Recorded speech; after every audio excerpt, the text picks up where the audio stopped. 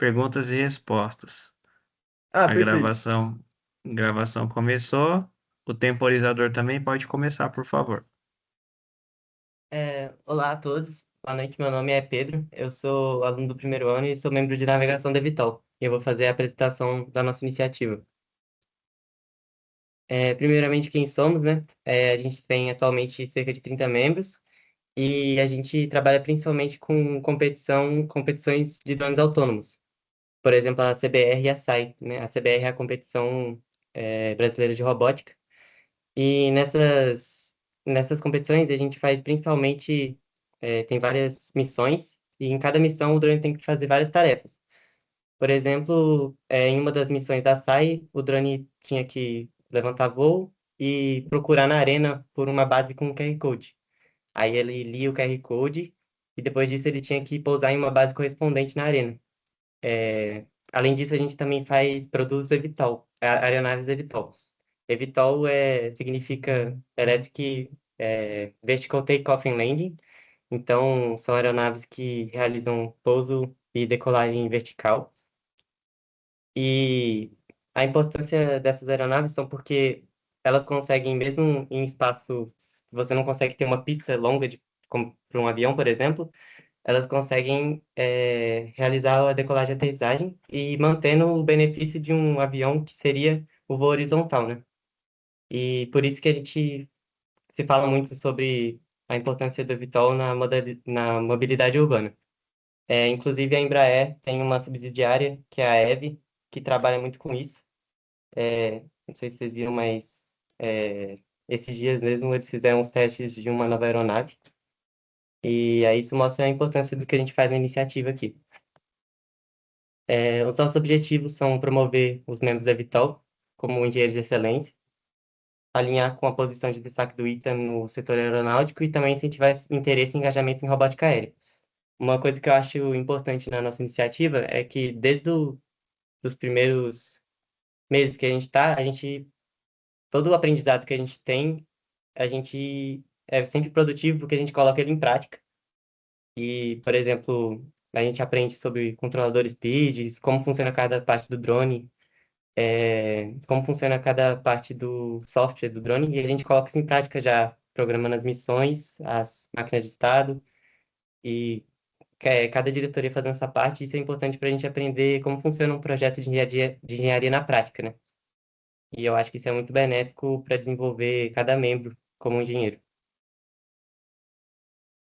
Passando para os desafios do primeiro semestre, o principal desafio que a gente teve foi conciliar o nosso PS e treinamento em conjunto com a SAI. A SAI aconteceu em maio e foi bem logo depois do início do treinamento.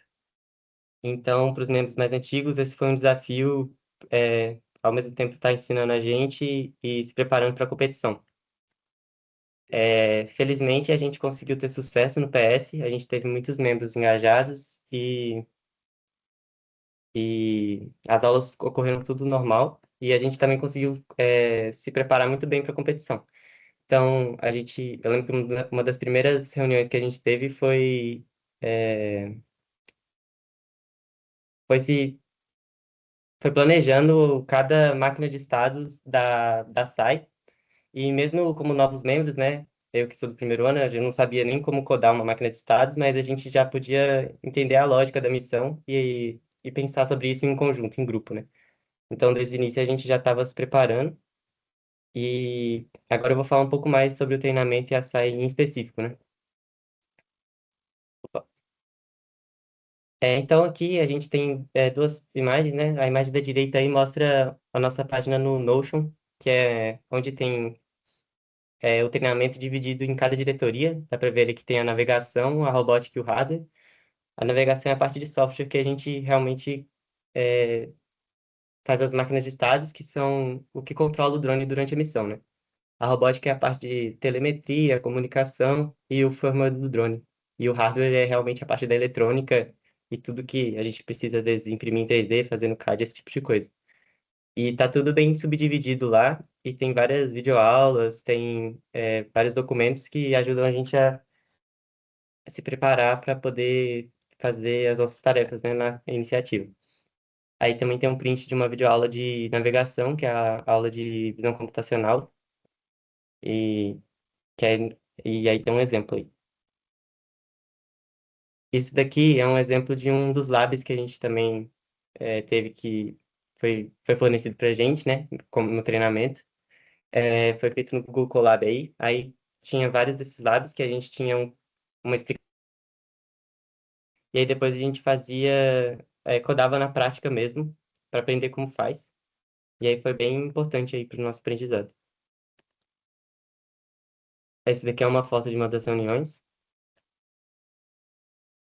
Falando sobre a SAI, eu comentei antes que a gente se preparou bem antes e a gente tinha bem mais membros participando.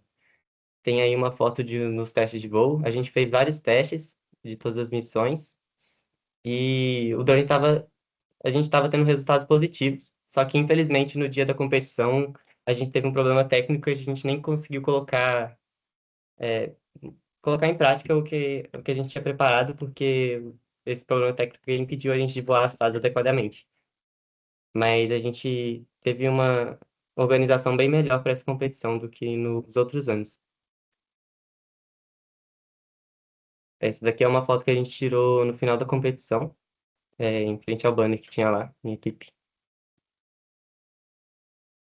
Aí agora falando sobre os próximos passos da iniciativa, a gente tem a Black Beat Challenge, que vai ser agora no final de agosto, a implementação de SLAM no nosso drone, a CBR, que é a Competição Brasileira de Robótica, e o retorno do voo horizontal.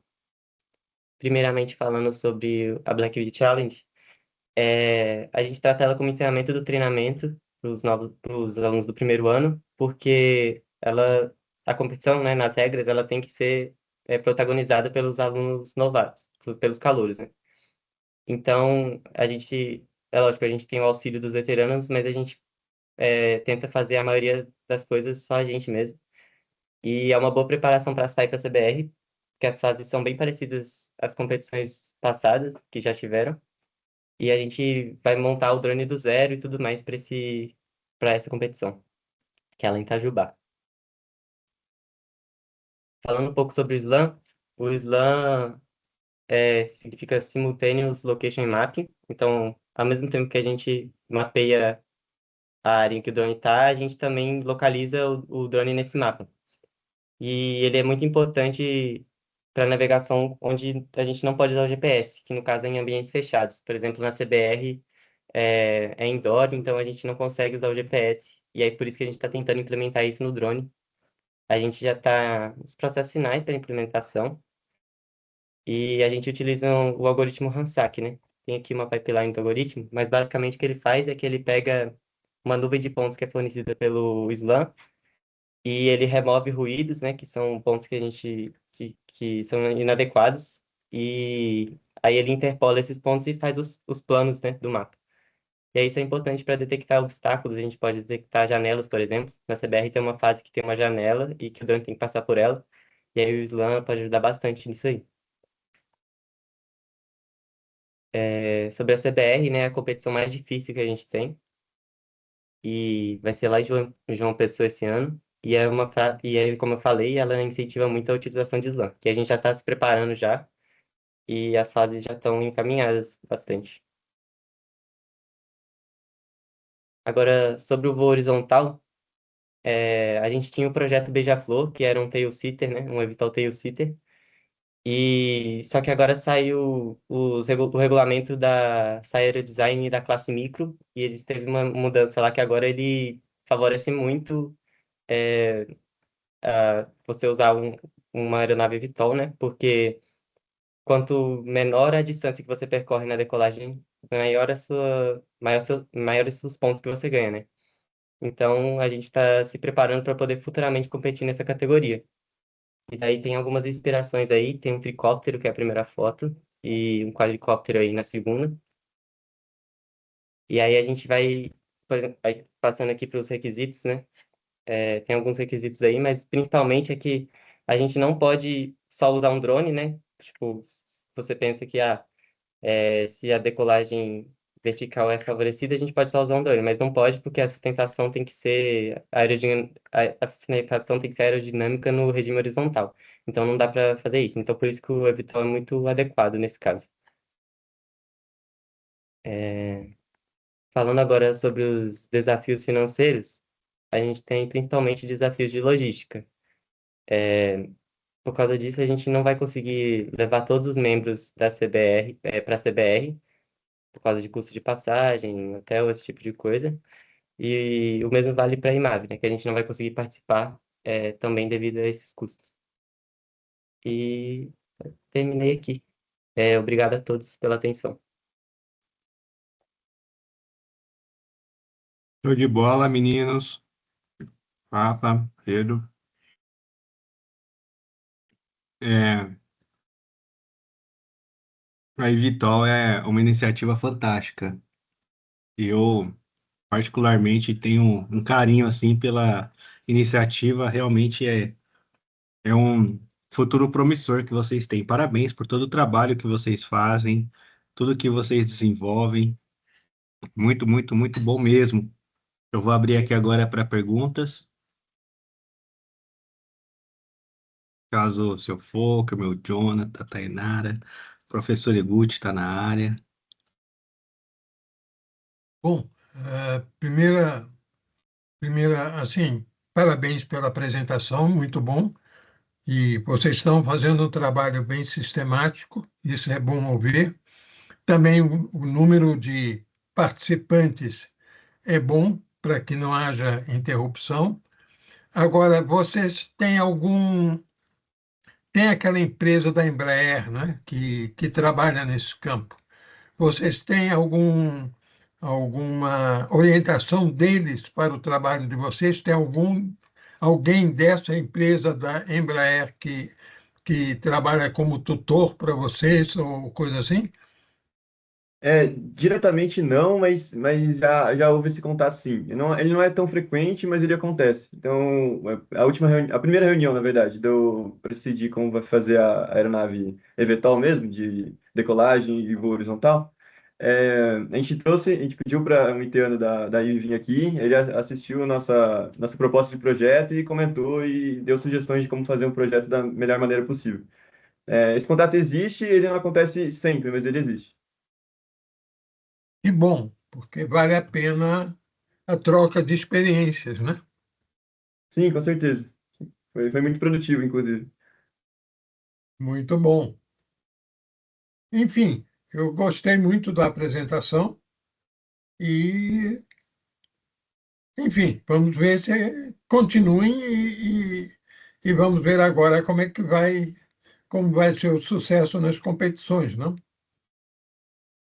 Sim, pois, a gente tem bastante expectativa esse ano. A gente analisou muito os erros que houve nos últimos anos, especialmente nos últimos 2 anos. E na competição deste ano também, que houve um imprevisto. As competições, as fases estavam muito bem montadas, mas houve um imprevisto, que nem o Pedro comentou. Então a gente já está resolvendo isso, então eu tenho uma boa expectativa para a competição no final do ano, a CBR.